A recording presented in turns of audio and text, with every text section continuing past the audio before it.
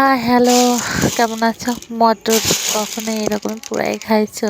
কি যে স্বাদ বলার মতো না। এই যে আমি পুরাইয়া মটরশুঁটি খাইছি। ঈদের দিন কি করব, তাই মটরই পুরাইয়া খাইতে আছি। শাশুড়ি পুরাইছে, সেটাই তোমার কাছে শেয়ার করলাম।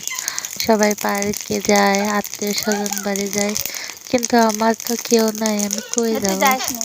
তাই বাড়ির যাই করি তাই তোমাদের কাছে শেয়ার করি। এই যে আমার শাশুড়ি মটর আগুন ধরাইতেছে, পরে এই যে পোড়ার পর কুলো নিয়ে ছাইটা নিয়ে ছাড়বে, ছাই উঠে দেবে, আর পরে গুলো বেড়ে গেলেই সেটা যে খাতে যে কি মস মস করে, এই যে একটা দুইটা খুঁজতে দেখাচ্ছে যে কেমন হয়, কি মজা। ওই দেখো কুলো নিয়ে ভাজতে আছে, ভাত দিয়ে আছে।